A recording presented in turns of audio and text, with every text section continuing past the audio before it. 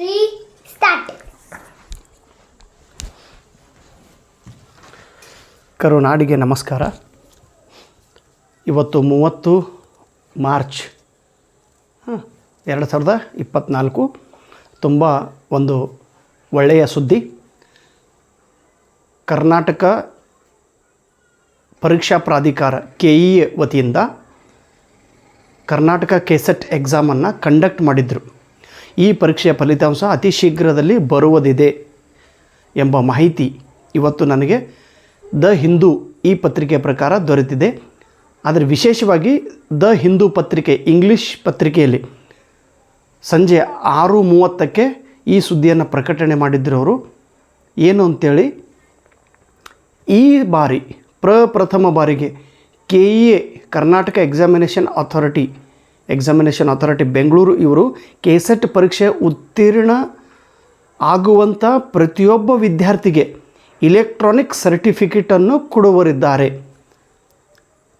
KEA is going to issue certificate for all the KSET qualified candidates. This is a historical decision taken by KEA. ಇದಕ್ಕಿಂತ ಮುಂಚೆ KSET exam ಕರ್ನಾಟಕದಲ್ಲಿ ನಡೆಸಿದ್ರು. ಮೊದಲು ಕುವೆಂಪು ಯೂನಿವರ್ಸಿಟಿಯವರು ನಡೆಸ್ತಿದ್ದರು ಹಂಪಿ. ಅದಾದ ನಂತರ Mysuru ಯೂನಿವರ್ಸಿಟಿಯವರು KSET ಎಕ್ಸಾಮ್ನ ನಡೆಸಿದ್ದಾರೆ. 2008, 2011, 2013,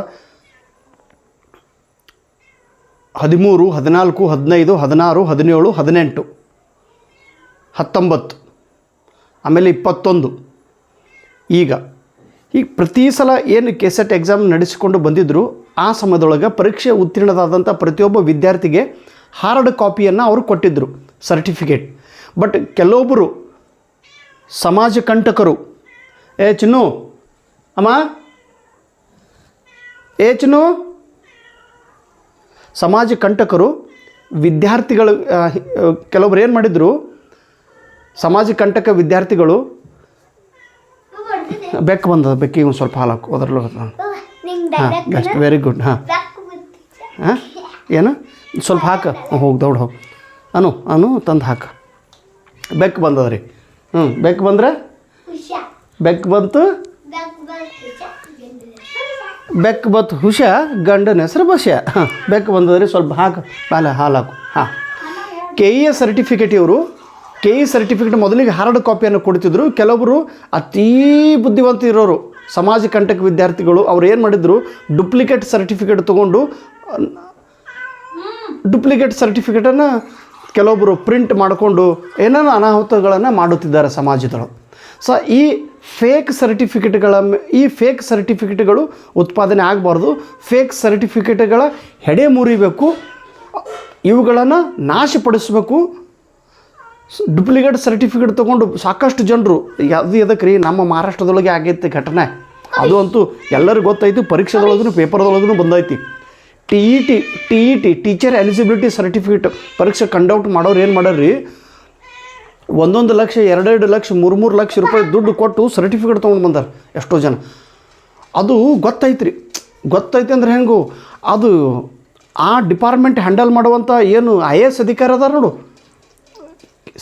TET ಪರೀಕ್ಷೆ, ಮಹಾರಾಷ್ಟ್ರ TET ಪರೀಕ್ಷೆ ಕಂಡಕ್ಟ್ ಮಾಡುವಂಥ ಆ ಪರೀಕ್ಷಾ ಪ್ರಾಧಿಕಾರದ ಪ್ರಮುಖರು ಅವರು IAS ಅಧಿಕಾರಿಗಳು. ನಿತ್ತು ಹೊಯ್ಕೋಬೇಕು. ಅದೇ ಮಗನೇ ಏನು ಮಾಡ್ಯಾನ್ರಿ, ಒಂದು ದುಡ್ಡು ಕೊಟ್ಟು ಹೊರತು ಎಕ್ಸಾಮ್ ಕೂಡ್ಲಾರ್ದು ಹುಡುಗರಿಗೂ ಸರ್ಟಿಫಿಕೇಟ್ ಕೊಟ್ಟಾನ್ರಿ. ಎಷ್ಟು ನೀಚ, ಎಷ್ಟು ನಾಲಾಯಕ. ದೇಶ ಅವ್ರ ಮೇಲೇ ಅವಲಂಬದ ರೀ. IAS ಪ್ರತಿಭಾವಂತರತೆ ನಾವು ಕರಿತೀವಿ, ಅವ್ರ ಮೇಲೆ ದೇಶ ನಡೀತದ. ಅಂಥವ್ರನ್ನೇ ಅಂದ್ರೆ ಬೇಲಿ ಎದ್ದು ಹೊಲ ಮೈದಂಗೆ ರೀ ಇದು.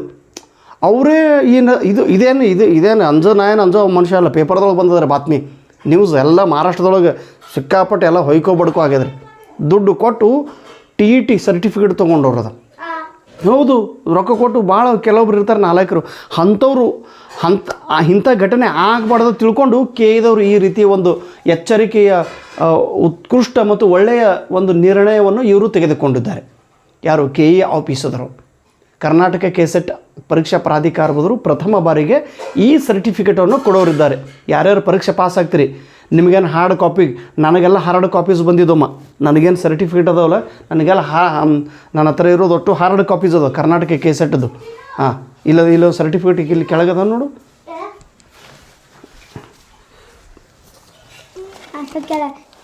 ಇಲ್ಲದ ಎಲ್ಲದು ಇದು ಅಲ್ಲಮ್ಮ, ಇದು ಎದ್ದಿರ್ಬೇಕು.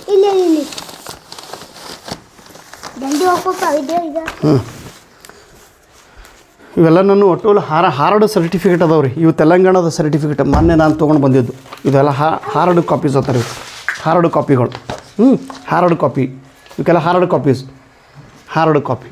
ಹಾಂ, ಮತ್ತು ಕರ್ನಾಟಕ ಕೆಸೆಟ್ TETದವರು ಸಾಫ್ಟ್ ಕಾಪಿಯನ್ನು ಕೊಟ್ಟಿದ್ದರು. ಸಾಫ್ಟ್ ಕಾಪಿ ಅದು ಅವೈಲೇಬಲ್ ಇರ್ತಾರೆ. ಇಲ್ಲಿ ಸಾಫ್ಟ್ ಕಾಪಿ ಇರ್ತದೆ. ಕೆಸೆಟ್ ಸರ್ಟಿಫಿಕೇಟ್ ಇದು ಸಾಫ್ಟ್ ಕಾಪಿ. ಹಾಂ, ಕೇರಳದಾಗೂ ಸಾಫ್ಟ್ ಕಾಪಿ. ಇನ್ನು ಮುಂದೆ ಈ ಸಾಕಷ್ಟು ತಮಿಳ್ನಾಡದೊಳಗೆ ಇದು ನೋಡು, ತೆಲಂಗಾಣದೊಳಗೆ ಹಾರ್ಡ್ ಕಾಪಿ ಕೊಟ್ಟಾರೆ. ಇನ್ನು ನೆಕ್ಸ್ಟ್ ಇಯರ್ ಇವರು ತೆಲಂಗಾಣದವ್ರೂ ಸಾಫ್ಟ್ ಕಾಪಿ ಮಾಡೋರು. ಆಂಧ್ರದೊಳಗೂ ಇನ್ನೂ ಹಾರ್ಡ್ ಕಾಪಿ ಐತಿ. ಮಹಾರಾಷ್ಟ್ರದೊಳಗೆ ಸಾಫ್ಟ್ ಕಾಪಿ ಮಾಡಿಬಿಟ್ರು ಈ ವರ್ಷ ನಡೆದು. ಗುಜರಾತ್ ಒಳಗೆ ಸಾಫ್ಟ್ ಕಾಪಿ ಆಗ್ಯದ. NET exam soft copy, Paschim Bangala soft copy, Jammu Kashmir soft copy, Himachal Pradesh soft copy. ಮೊದಲಿಗೆ ಹಾರ್ಡ್ ಕಾಪಿ ಕೊಡ್ತಿದ್ರು ಇವೆಲ್ಲ. ಇದಾಮ್ ಏನು ಚಿತ್ರ ತೆಗೆದು ಏನಮ್ಮ ತೋರಿಸು ಎಲ್ಲರಿಗೆ ತೋರಿಸು. ಅದಕ್ಕೆ ಚಿತ್ರ ಚಲೋ ಬಂದ ತೋರಿಸು. ಇವೆಲ್ಲ ಸರ್ಟಿಫಿಕೇಟ್ ಅದಾವೆ ನೋಡ್ರಿ, ಅಷ್ಟು ಹಾರ್ಡ್ ಕಾಪಿ ಸರ್ಟಿಫಿಕೇಟ್ಗಳು.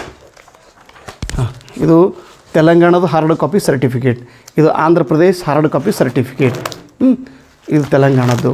ಆಮೇಲೆ UGCದು ನೆಟ್, ಇದು ಜಮ್ಮು ಕಾಶ್ಮೀರದ ಹಾರ್ಡ್ ಕಾಪಿ. ಇದು ಆಂಧ್ರದ ಹಾರ್ಡ್ ಕಾಪಿ. ಇದು ಕರ್ನಾಟಕದ ನೋಡ್ರಿ, ಇದು ಕರ್ನಾಟಕ ಹಾರ್ಡ್ ಕಾಪಿ.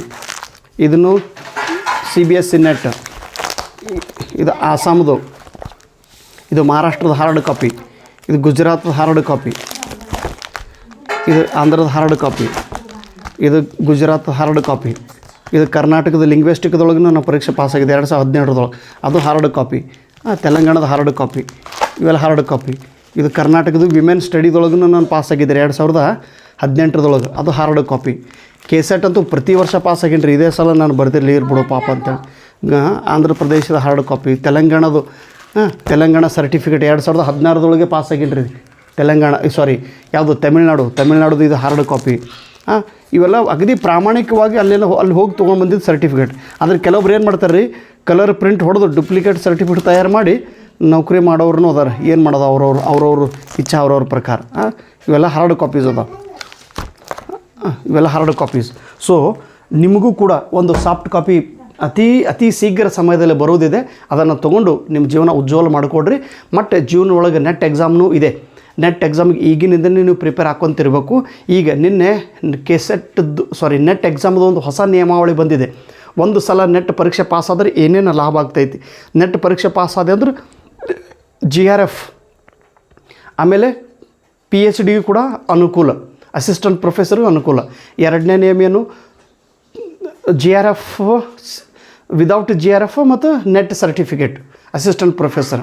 ಆಮೇಲೆ ನೆಟ್ಟನ್ನು ಕ್ವಾಲಿಫೈಡ್ ಆಗಲಿ ಅಟ್ಲೀಸ್ಟ್ PhD ಸಲುವಾಗಿಯೇ ಒಂದು ನೆಟ್ ಎಕ್ಸಾಮದು ಅಂಕಗಳನ್ನು ಪರಿಗಣನೆಗೆ ತೆಗೆದುಕೊಳ್ಳುವುದಾರೆ. ಅದರ ಬಗ್ಗೆ ಒಂದು ವಿಡಿಯೋ ಕೂಡ ನಾನು ಅತಿ ಶೀಘ್ರದಲ್ಲಿ ಮಾಡ್ತೀನಿ. ಸೊ ಹೇಳೋ ಉದ್ದೇಶ ಏನು, ಈಗ ಕೆಸೆಟ್ ಸರ್ಟಿಫಿಕೇಟ್ ಬರೋದೈತಿ. ನೆಟ್ಟಿಗೆ ನೀವು ಪ್ರಿಪೇರ್ ಈಗಿನಿಂದೇ ಪ್ರಿಪೇರ್ ಮಾಡ್ಕೊತೀಡ್ರಿ. ಅವಾಗ ಪೇಪರ್ ಶನಿವಾರನೇ ನನಗೆ ಬುಕ್ ಕಳಿಸಿರಿ, ನನಗೆ ನೋಟ್ ಕಳಿಸಿರಿ ಸರ್ ಅಂತೇಳಿ ನನಗಂತಿದ್ರಿ, ಅಥವಾ ಅಂಗಡಿದೊಳಗೆ ಹೋಗಿ ಬುಕ್ ಖರೀದಿ ಮಾಡ್ತಿದ್ರಿ. ಹಾಗೆ ಮಾಡಬೇಡ್ರಿ. ಈಗಿಲಿಂದನೇ ನೀವು ಪ್ರಿಪೇರ್ ಮಾಡ್ಕೊತಿರ್ಬೇಕು.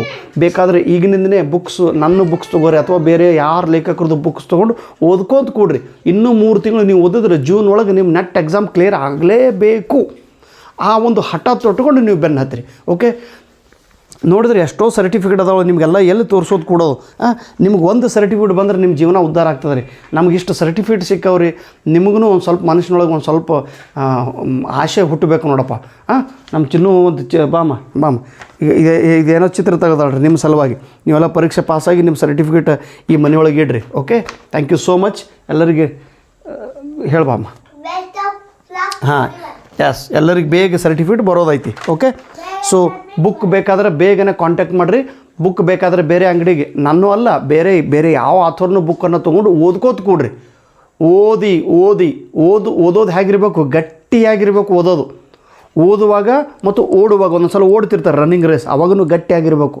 ಏನೇ ಕೆಲಸ ಮಾಡುವಾಗೂ ಗಟ್ಟಿಯಾಗಿರಬೇಕು. ಯಾರು ಸದೃಢವಾಗಿರುತ್ತಾರೋ ಅವರು ಸದೃಢವಾದ ಬದುಕನ್ನು ಕಟ್ಟುಕೊಳ್ಳುತ್ತಾರೆ. ಮೈಂಡು ಕೂಡ ಸದೃಢವಾಗಿರಬೇಕು, ಶರೀರ ಕೂಡ ಸದೃಢವಾಗಿರಬೇಕು.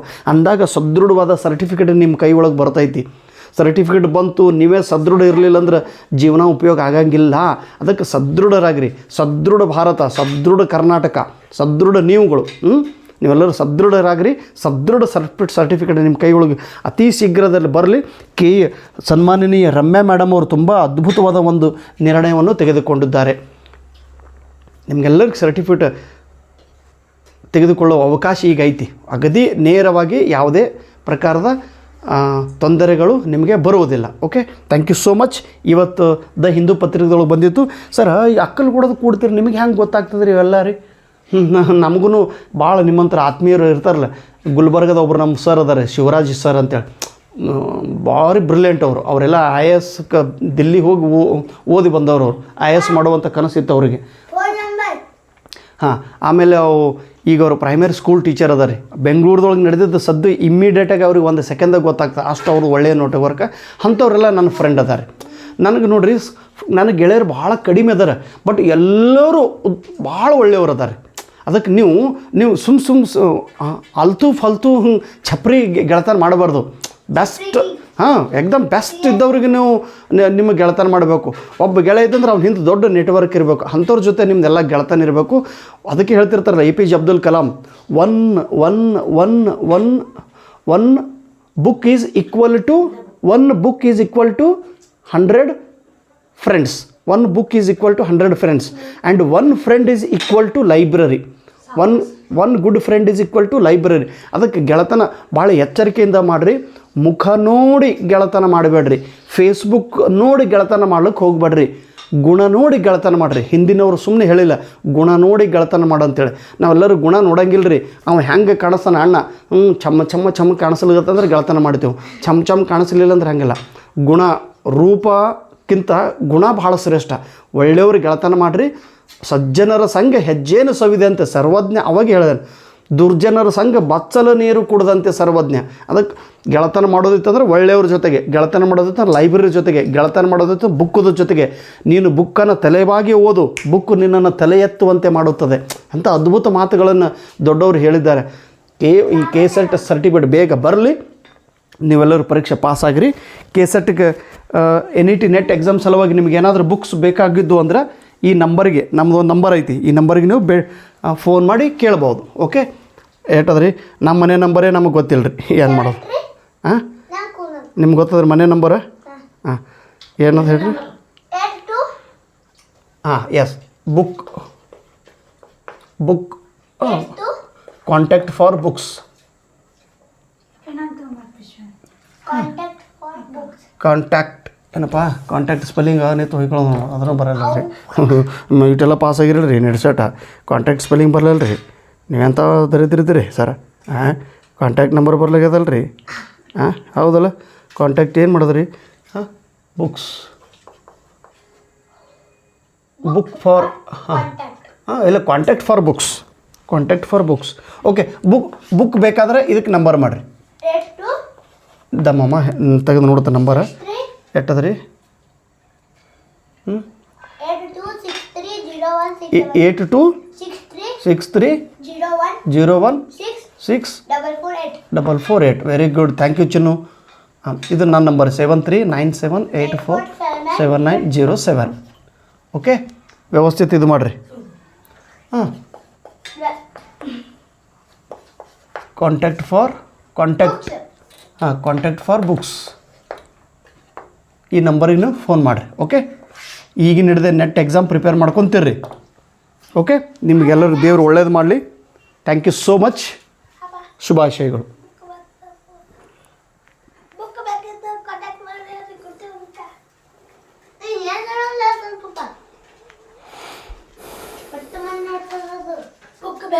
ಕಾಂಟ್ಯಾಕ್ಟ್ ಮಾಡಿ ಪಾಠದ ಬುಕ್ ಕಳಿಸ್ತು.